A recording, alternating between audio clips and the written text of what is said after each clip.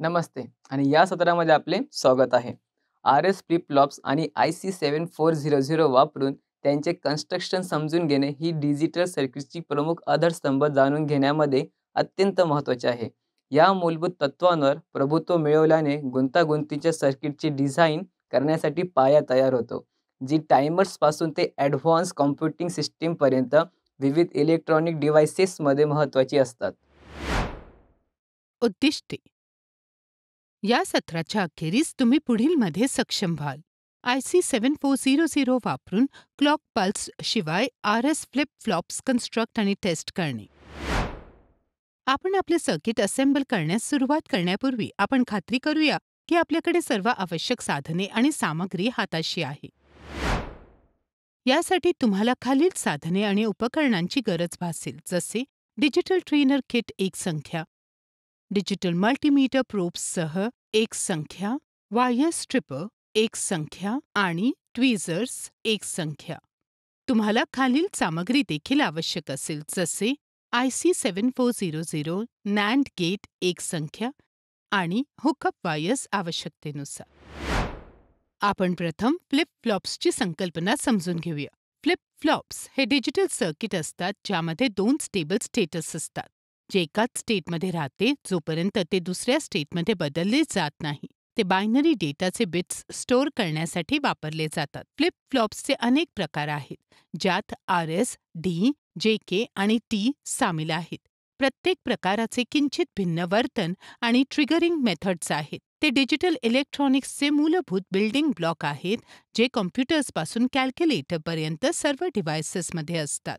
सर्वात सोपे म्हणजे RS फ्लिप फ्लॉप आहेत, जे लॉजिक गेट्सच्या जोडीमधून तयार केलेले असतात, ज्यांना NOR किंवा NAND म्हटले जाते. RS फ्लिप फ्लॉप्समध्ये R आणि S इनपुट वायर्स असतात, ज्या 0ला रिसेट किंवा 1ला सेट केल्या जाऊ शकतात.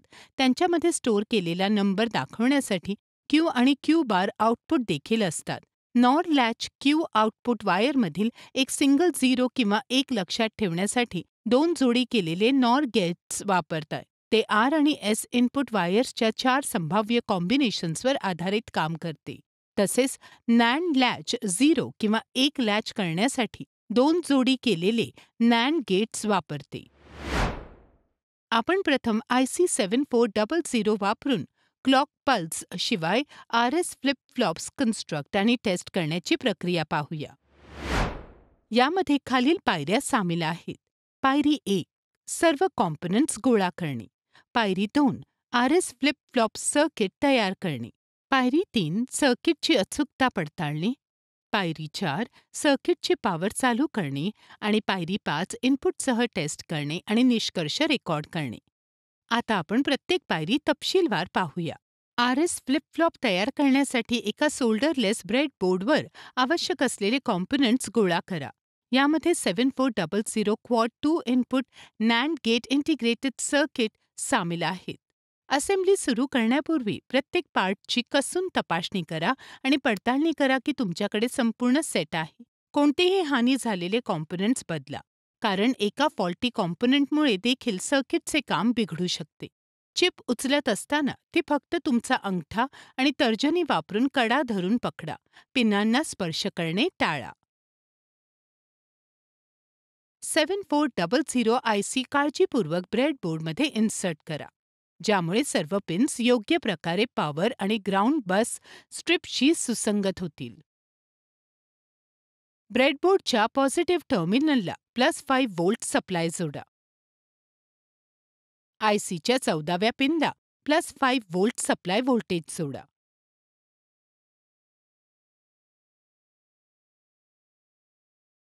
तसेच ग्राउंड ब्रेडबोर्डच्या नेगेटिव्ह टर्मिनलला कनेक्ट करा.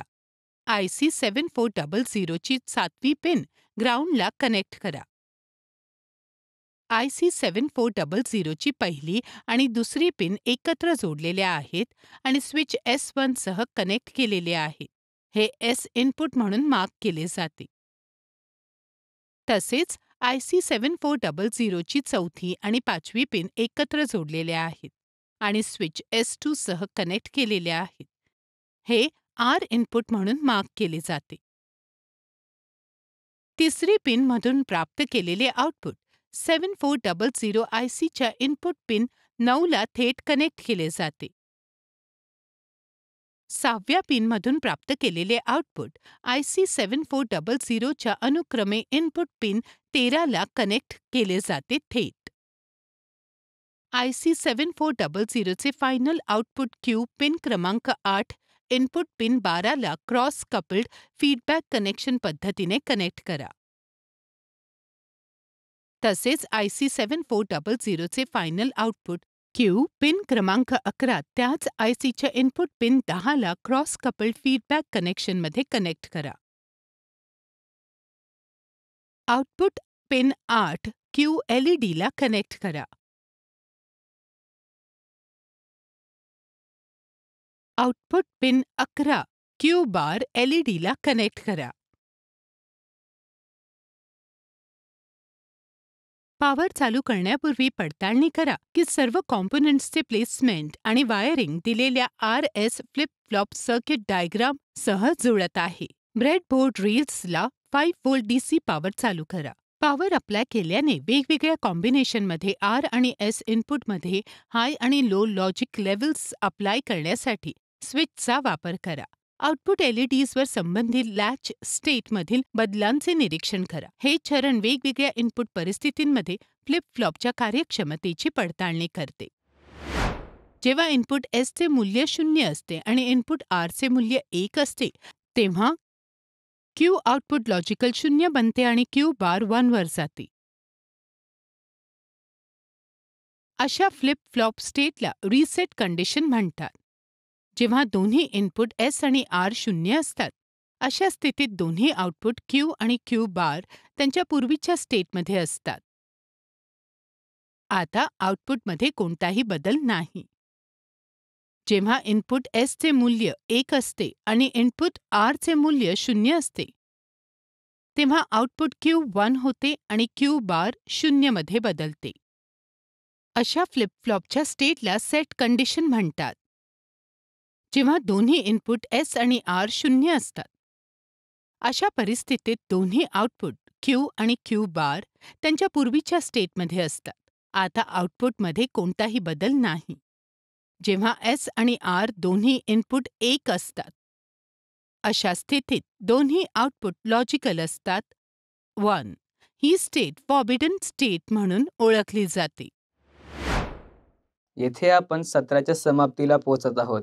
या सत्रामध्ये आपण शिकलो की IC 7400 वापरून क्लॉक पल्स शिवाय RS फ्लिप फ्लॉप्सचे कन्स्ट्रक्ट आणि टेस्टिंग करणे. पाहण्यासाठी धन्यवाद.